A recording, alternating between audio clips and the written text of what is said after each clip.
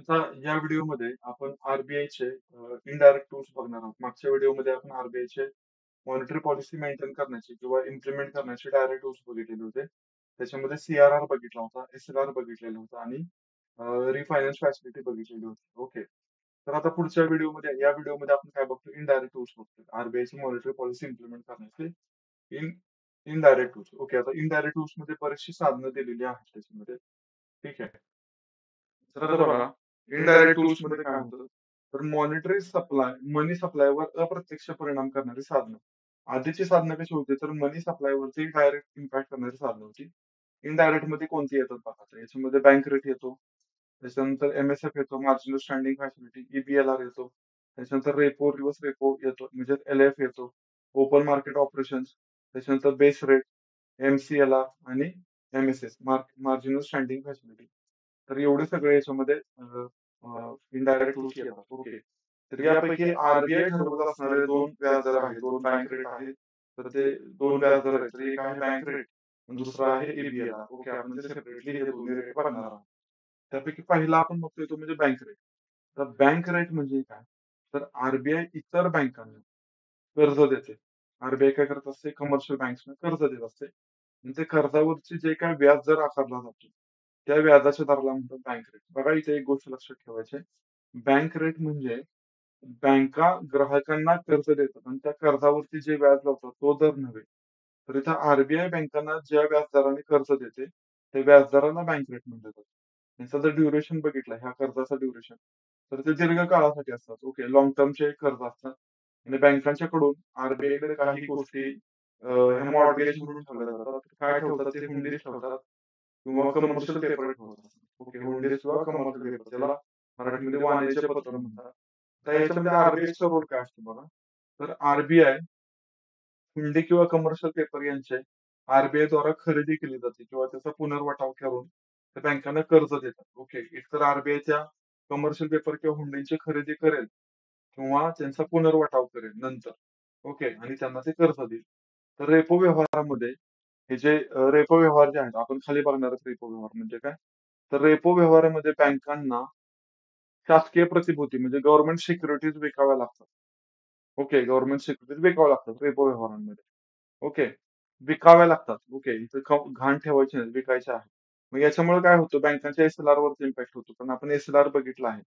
3 फॉर्मॅटमध्ये एसएलआर ठेवता येतो. एकतर कॅश ठेवता येते, एकतर गोल्ड ठेवता येते किंवा गव्हर्नमेंट सिक्युरिटीज ठेवता येतात. ओके. ह्या तिन्हीमध्ये ठेवाव्या लागतात. मग एसएलआर जर गव्हर्नमेंट सिक्युरिटीज गहाण ठेवल्या किंवा त्या विकल्या, सॉरी गहाण नाही विकल्या, तर त्याच्यामुळे एसएलआर कमी होणार आहे. कारण बँकांच्या एसएलआर मध्येच एसएलआर जो आहे तो बँक सिक्युरिटीज मध्येच मेंटेन करण्याची टेंडन्सी असते. नाहीतर त्यातून शुअर शॉट त्यांना इन्कम मिळतो. ओके. तर बघा आता हे कमर्शियल पेपरचा काय इम्पॅक्ट होतो? कमर्शियल पेपरच्या रूपामध्ये तर एसएलआर मेंटेन केला जात नाही.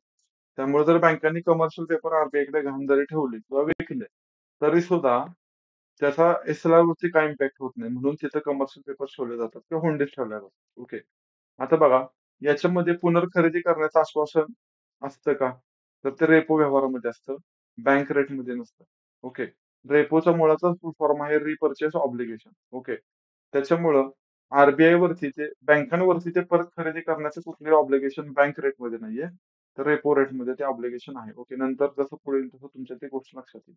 आता बघा, आरबीआय द्वारा हुंडी किंवा कमर्शियल पेपर्स घेऊन बँकांना कर्ज देण्याची तरतूद ही आरबीआय ऍक्ट 1934च्या कलम 49 मध्ये दिलेली आहे. आणि मग आरबीआय 5 जुलै 1935 पासूनच बँक रेट जाहीर करतं. ज्या दिवसापासून आरबीआयने सीआरआर जाहीर करायला सुरुवात केलेली आहे, त्याच दिवसापासून आरबीआय बँक रेट सुद्धा जाहीर करतं. आणि ह्या बँक रेटचा जो इम्पॅक्ट आहे, तो बँका ग्राहकांना जी लाँग टर्मची कर्ज देतात, लाँग टर्मची, त्या ह्या लाँग टर्मच्या कर्जावरती इम्पॅक्ट करतं. ओके. Bank rate. म्हणजे जर समजा आरबीआयने बँक रेट वाढवला, तर बँका सुद्धा काय करतात? त्यांच्या लाँग टर्मच्या कर्जावरचा बँक रेट वाढवतात. ओके. त्यांचा जो काही व्याजाचा दर आहे, तर ते वाढवतात. आरबीआयने जर बँक रेट कमी केला, तर बँका सुद्धा काय करतात? ग्राहकांना जे काही कर्ज दिलेत लाँग टर्मची, तर ते त्याचा जो दर आहे, तर तो कमी करतात. ओके. जर बँक रेट वाढवला, याचा अर्थ काय झाली? कर्ज महाग होतात. ओके. बँक रेट वाढवला म्हणजे जास्त पैसे द्यावे लागणार आरबीआयला. ओके. बँका जास्त पैसे देतील आरबीआयला. जर बँक रेट वाढवलं तर. म्हणजेच काय थोडक्यात आरबीआय कडून बँकांना मिळणारी जी कर्ज आहेत ती महाग होतील. तर जास्त पैसे द्यावे लागतील. आणि बँक रेट जर कमी केला, याचा अर्थ काय होतो? कर्ज स्वस्त होतात. ओके, ते व्हाईस वर्सा आहे. तर 1991 मध्ये जेव्हा आपण एल-पी-जी स्वीकारलं होतं, तेव्हा आपला बँक रेट होता 12%. ओके. मग आपण काय केलं, आपला जो बँक रेट आहे, तो मार्जिनल स्टँडिंग फॅसिलिटी रेट सोबत जोडलेला आहे. 13 फेब्रुवारी 2012 मध्ये म्हणजेच काय आता बँक रेट आणि मार्जिनल स्टँडिंग फॅसिलिटी रेट यांच्यामधला जो फरक आहे, तर तो 0% झालेला आहे. यांच्यातला फरक किती आहे? 0% झालेला आहे. ओके. एम-एस-एफ-आर आपण पुढे बघणार आहोत. ओके. त्याच्यानंतर दुसरं टूल आहे बघा L-F. Liquidity adjustment facility. Liquidity adjustment facility. आता एल-एफ म्हणजे काय?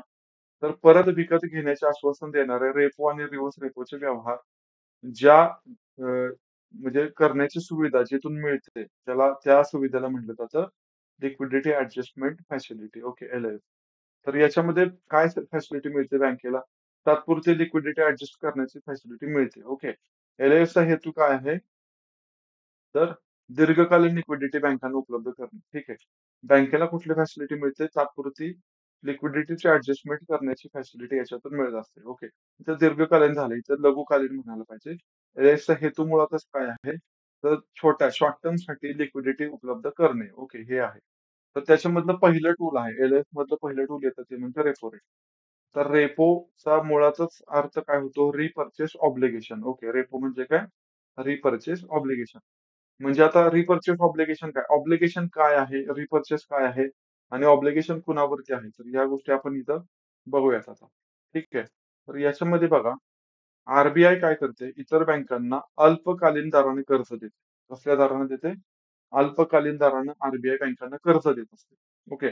आणि या कर्जावरती मग आता आर-बी-आय बँकांना कर्ज देते म्हणल्यावर आर-बी-आय बँकांवरती व्याज पण आकारणार आहे. ओके. मग रिझर्व्ह बँक आर-बी-आय जे काही त्या कर्जावरती व्याज आकारते, त्या व्याजाच्या दराला म्हटलं जातं रेपो रेट. ओके. त्या व्याजाच्या दराला काय म्हणतात? रेपो रेट म्हणतात. आणि याच्यामध्ये शासकीय प्रतिभूतींचा व्यवहार केला जातो. म्हणजे गव्हर्नमेंट सिक्युरिटीज आहेत. तर त्या गव्हर्नमेंट सिक्युरिटीचा व्यवहार केला जातो. कशामध्ये? रेपो रेटमध्ये केला जातो. ओके. आता याच्यामध्ये काय आश्वासन मिळतं बघा. तर याच्यामध्ये ऑब्लिगेशन किंवा आश्वासन काय असतं बघा. तर इतर बँका रिझर्व्ह बँकेला शासकीय प्रतिभूती परत खरेदी करण्याचं आश्वासन देतात. ओके.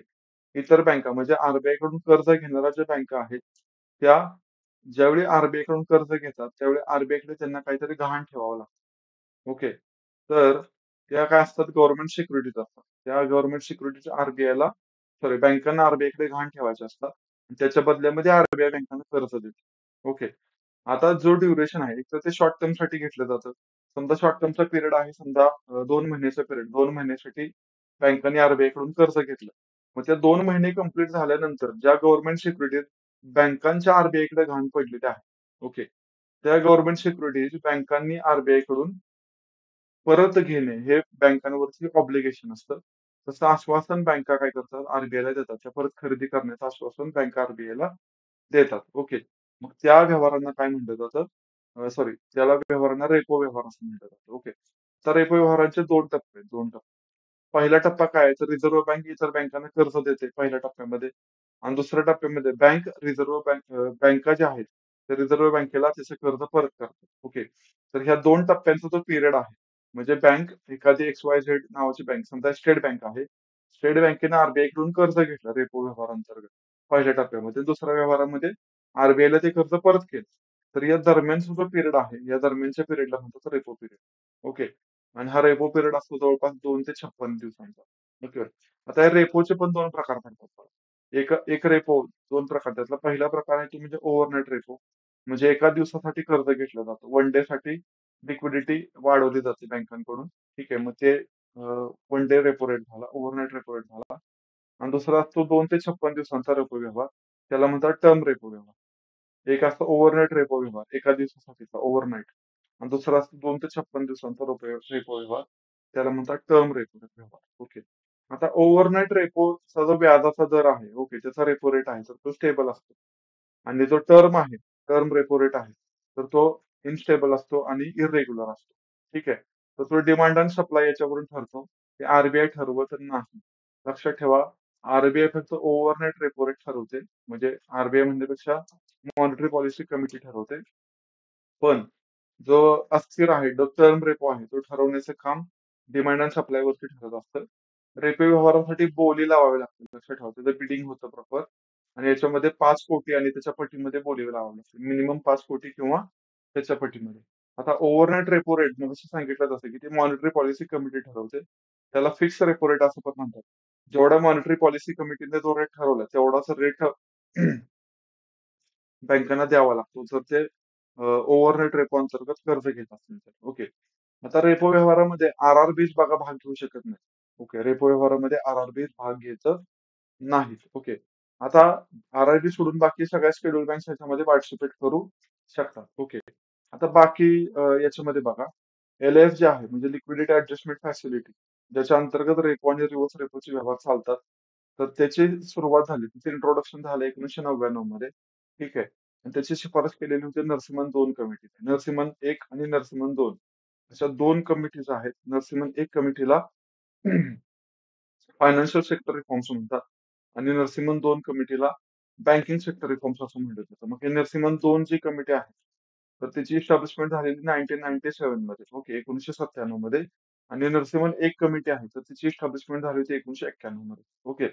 मग 1999 मध्ये एल-एफ सर्व्हिस सुरू झाली.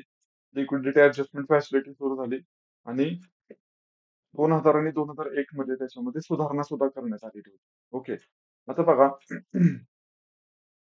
रेपो आणि रिव्हर्स रेपो यांच्या ज्या व्याख्या आहेत, त्या इंटरनॅशनल जे काही याच्याशी संबंधित ज्या काही कन्सेप्ट आहेत किंवा टर्मिनॉलॉजी आहे, त्यांच्या पठडीमध्ये बसाव्यात याच्यासाठी आर-बी-आय ऍक्ट 1934 पास करण्यात आला. सॉरी. आणि 2006 ला त्याच्यामध्ये बदल करण्यात आले. ओके. आता आर-बी-आय आणि भारत सरकार यांच्यामध्ये चलनविषयक धोरण आराखडा हा 20 फेब्रुवारी 2015 रोजी ठरवण्यात आला. आणि या आराखड्यानुसार जो प्राईम रेट आहे, तर तो फिक्स रेपो रेटला प्राईम रेटचा दर्जा देण्यात आलेला आहे. ठीक आहे. त्यालाच पॉलिसी रेट पण म्हणतात बरं का. प्रधान दर त्याला पॉलिसी रेट सुद्धा म्हणतात. ठीक आहे. धोरण दर म्हणतात त्याला. तर ह्या पॉलिसी रेटचं जे मेन फंक्शन आहे ते काय आहे बघा. नाणे बाजारातील सर्व व्याजदर ठरवण्यासाठी आधार ठरवणे. नाणे बाजार म्हणजे मनी मार्केट काय असतं ते आपण बघितलंय, की सगळे बँक व्यवहार आणि 13 महिन्यांपेक्षा कमी कालावधीचे व्यवहार हे सगळे ज्या मार्केटमध्ये होतात त्याला मनी मार्केट म्हणतात. ओके. आणि बँकांमधील नाणे बाजाराच्या विकासासाठी सहाय्य करणे हे 2 पॉलिसी रेट्सचं काम आहे. ओके. तर हा पॉलिसी रेट सध्या ठरवला जातो मॉनिटरी पॉलिसी कमिटीकडून. त्याच्या अगोदर ठरवला जात होता एप्रिल 16 पासून. एप्रिल 16च्या अगोदर तो आर-बी-आय मार्फत ठरवला जात होता. ओके. याच्यासाठी आर-बी-आय 1934 मध्ये 27 जून 16 ला बदल केलेला आहे. ठीक आहे. आता रेपो रेट आणि चलनवाढ यांचा संबंध बघायचा आहे. हा सगळ्यात इम्पॉर्टंट पॉइंट आहे. ओके. तर बघा, ज्यावेळी आर-बी-आय रेपो रेट वाढवते, ज्यावेळी आर-बी-आय काय करते रेपो रेट वाढवते, त्यावेळी बँकांसाठी कर्ज महाग होतं. ओके. बँकांसाठी कर्ज महाग होतं. त्यामुळे बँका मार्केटमध्ये कमीत कमी कर्ज देतात. ठीक आहे. त्यामुळे मार्केटमधला पैशांचा पुरवठा कमी होतो आणि मग त्याच्यामुळे फायनली चलनवाढ आटोक्यामध्ये येत असते. ठीक आहे.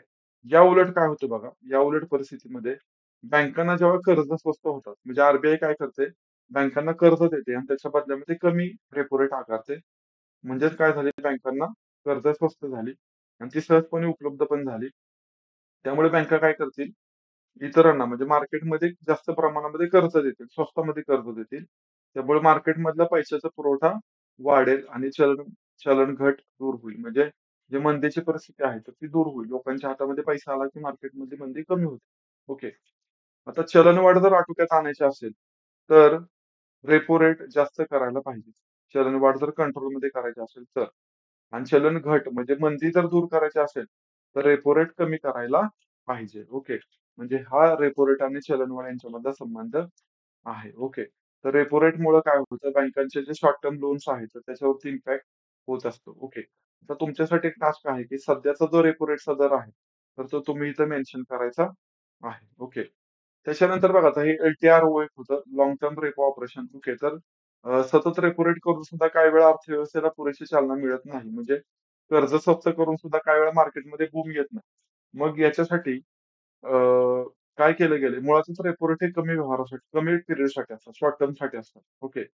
मग त्याच पद्धतीने लाँग टर्मसाठी पण रेपो ऑपरेशन डेव्हलप केले गेले. फेब्रुवारी 2020 मध्ये ते आर-बी-आयने डेव्हलप केले 1 ते 3 वर्षांसाठी. ओके. म्हणजे बँकांना जे काही कर्ज आहे, ते 1 ते 3 वर्षांसाठी मिळेल. पहिलं किती 2 ते 56 दिवसांसाठी कर्ज मिळत होतं. इथं 1 ते 3 वर्षांसाठी कर्ज दिलं जातं. ओके. ठीक आहे. Targeted long term repo operation म्हणजे काय बघा. टार्गेटेड टार्गेटेड म्हणजे काय तर आरबीआयने काही सेक्टर्सना ठरवून काही कर्ज स्वस्त केलेली होती. ठीक आहे. म्हणजे बँकांनी कुठल्या क्षेत्राला कर्ज द्यायचं हे आरबीआयने ठरवून दिलेलं होतं. ठीक आहे. मग ते सेक्टर्स कुठले होते बघा. प्राथमिक आणि दुय्यम भांडवली बाजारामध्ये कमर्शियल पेपर्स, त्याच्यानंतर कर्ज रोखे, एनबीएफसी आणि मायक्रो फायनान्स इन्स्टिट्यूशन. तर या गटांना आरबीआयला टार्गेट करायचं होतं. म्हणजे त्यांना कर्ज जास्तीत जास्त मिळवून द्यायची होती. ठीक आहे. तर याच्यासाठी मग आरबीआयने काय केलं तर टीएलटीआरओ आणलं म्हणजे targeted long term repo operation develop केलेले आहेत आणि हे डिसेंबर 2020 पासून लागू झालं. जवळपास त्यांनी assessment sector, stress sector identify केलेत आरबीआयने जवळपास 26 सेक्टर्स आहेत आणि त्यांना जास्तीत जास्त टीएलटीआरओ अंतर्गत फायनान्स केला गेला म्हणजे कर्ज दिले गेले. ओके. तर हे झालं वरचं रेपो ऑपरेशन किंवा रेपो व्यवहार बघितला, रेपो रेट बघितला. त्याच्यानंतर पुढचा रेट आहे तो आहे रिव्हर्स रेपो रेट. ओके. आता रिव्हर्स रेपो रेट म्हणजे काय बघूयात आपण. ओके. रिव्हर्स रेपो रेट कशाला म्हणतात? तर बँका आता आता बरोबर रेपो रेटच्या उलट रिव्हर्स रेपो रेट मध्ये घडतंय. ओके. रेपो रेटच्या उलट कुठे घडतंय? रिव्हर्स रेपो रेट म्हणजे कसं? तर बँका आरबीआयला अल्पकालीन कर्ज देतात. इथं बँका आरबीआयला कर्ज देतात. ओके. शॉर्ट टर्म कर्ज देत आहेत आणि या कर्जावरती आरबीआय काय करते? बँकांना व्याज देते. त्या व्याजाच्या दराला काय म्हणतात? त्या व्याजाच्या दराला म्हणतात रिव्हर्स रेपो रेट. कोण कुणाला कर्ज देते? बँका रिझर्व्ह बँकेला कर्ज देतात. कसलं? शॉर्ट टर्म लोन देतात. ओके. आणि याच्यावरती आरबीआय बँकांना काहीतरी व्याज देते. ह्या व्याजाचा दर म्हणजे रेपो रेट आहे. हो सॉरी रिव्हर्स रेपो रेट आहे. तर इथं बघा पुनर्खरेदीचं आश्वासन बघा. मगाशी जे पुनर्खरेदीचं आश्वासन होतं गव्हर्नमेंट सिक्युरिटीजचं, ते बँका आरबीआयला आश्वासन देत होत्या. इथं आरबीआय काय करते? बँकांना आश्वासन देते. म्हणजे याच्यामध्ये काय घडतंय? तर आरबीआय तिच्याकडचे जे गव्हर्नमेंट सिक्युरिटीज आहेत ते बँकांच्याकडे तारण ठेवते. ओके. मॉर्गेज म्हणून ठेवते. आणि त्याच्या बदल्यामध्ये आरबीआय बँकांकडून कर्ज घेते आणि त्या कर्जाच्या बदल्यामध्ये बँकांना व्याज देते. ओके. म्हणजे बँकांकडची काही प्रमाणामध्ये लिक्विडिटी कुणाकडे निघालेली आहे? आरबीआय कडे निघालेली आहे. म्हणजे बँकांचा पैसा आरबीआय कडे निघालेला आहे. ओके. म्हणून त्याच्या बदल्यामध्ये आरबीआय काय करते? बँकांना कर्ज देते, सॉरी व्याज देते. ते व्याजाचा दर जो आहे, ओके, त्या व्याजाच्या दराला काय म्हणतात? रिव्हर्स रेपो रेट म्हणतात. काय म्हणतात? Reverse repo rate. तर तो आरबीआय टू बँक असं त्या पुनर्खरेदीचं आश्वासन आहे. आरबीआय बँकांना पुनर्खरेदीचं आश्वासन देते. म्हणजे जेव्हा बँक व्यवहार रिव्हर्स रेपो रेट अंतर्गत व्यवहार कंप्लीट होईल. ओके. त्याचा शॉर्ट टर्म कंप्लीट झाला. त्याच्यानंतर आरबीआय तिच्या गव्हर्नमेंट सिक्युरिटीज परत बँकांकडून आपल्या ताब्यामध्ये घेणार आहे. तसं आश्वासन आरबीआयने बँकांना दिलेलं आहे. ओके. त्या आश्वासनाला काय म्हणतात? तर पुनर्खरेदीचं आश्वासन. ओके. रेपो रेट आणि रिव्हर्स रेपो रेट ह्या दोन्हीमध्ये पुनर्खरेदीचं आश्वासन असतं. मात्र बँक रेटमध्ये पुनर्खरेदीचं आश्वासन नसतं. ओके. एवढं लक्षात ठेवा. Repo rate, reverse repo rate हे शॉर्ट टर्म साठी असतात. शॉर्ट टर्म लिक्विडिटीसाठी असतात. बँक रेट हे लॉंग टर्म लिक्विडिटीसाठी असतात. ओके. तर बघा आरबीआयने पहिला जो स्टॅट्युटरी रिव्हर्स रेपो रेट जो आहे, ओके, सॉरी, स्थिर रेपो रेट जो आहे, तर तो स्थिर रेपो रेट डिक्लेअर केलेला आहे 27 सप्टेंबर 2001 रोजी. ठीक आहे. आणि रेपो रिव्हर्स रेट आणि रिव्हर्स रेपो रेट यांना एकमेकांना कनेक्ट केलेलं आहे. ओके. तर ते 3 मे 2011 रोजी कनेक्ट केले. 3 मे 2011 रोजी त्यांच्यामध्ये अंतर ठेवलं होतं 1%. ओके. म्हणजे 100 बेसिस पॉईंट. म्हणजे विचार करा. इथं एकमेकांना जोडले याचा अर्थ काय होतो? तर ज्यावेळी रेपो रेट उदाहरणार्थ असं अझ्युम करा की 5% असेल, त्यावेळी रिव्हर्स रेपो रेट त्याच्यापेक्षा 1% कमी असेल. ओके. म्हणजे ज्यावेळी एक रेपो रेट वाढवला जाईल, तेव्हा रिव्हर्स रेपो रेट पण वाढणार आहे. तर रेपो रेट जेवढ्याने वाढेल, त्याच्यापेक्षा 1% रिव्हर्स रेपो रेट वाढेल. लक्षात आलं? तर हे त्याला जोडणं म्हणतात. ठीक आहे. आणि मग हे जे अंतर आहे ते 2016 मध्ये त्यांनी किती केलं? 0.50 केलेलं आहे. 50% केलेलं. नंतर 0.25% केलं 2017 मध्ये जेव्हा मंदी आली त्याच्यानंतर. आणि सध्याच्या घडीला हे अंतर बघितलं. सध्याच्या घडीचं हे अंतर आहे 0.65%. ओके. म्हणजे 65 बेसिस पॉइंट आहे. आणि हे जे 0.65 बेसिस पॉइंट जे आहे किंवा 0.65% आहे, याला एल-एफ कॉरिडॉर असं पण म्हणतात. आणि हा जो एल-एफ कॉरिडॉर आहे, तर हा एल-एफ कॉरिडॉर कोण ठरवतं? तर हा एल-एफ कॉरिडॉर आरबीआय मार्फत ठरवला जातो. कुणामार्फत? आरबीआय मार्फत तो ठरवला जातो. ओके. तर तुम्ही आता एक गोष्ट फक्त करायची, की जो आता सध्याच्या घडीचा करंटमध्ये जो फिक्स्ड रिव्हर्स रेपो रेट किती आहे? तर तो करंट मॉनिटरी पॉलिसी बघून त्याच्यामध्ये मेन्शन करायचा. ओके. त्याच्यानंतर बघा marginal standing facility. Okay. Marginal standing facility म्हणजे एम-एस-एफ आपण बघणार आहोत. ओके. एम-एस-एफ. ठीक आहे. तर एम-एस-एफ जो आहे तो आपण नेक्स्ट लेक्चरमध्ये बघूया. या लेक्चरमध्ये आपण repo rate, reverse repo rate आणि बँक रेट. ओके. तर इनडायरेक्ट टूल्स बघितले आपण हे की जे मार्केटमधला जो मनी आहे. ओके. त्याच्यावरती कंट्रोल करत असतात. ओके. पुढच्या लेक्चरमध्ये आपण बाकीचे राहिलेले टूल्स बघणार आहोत. ओके. Thank you.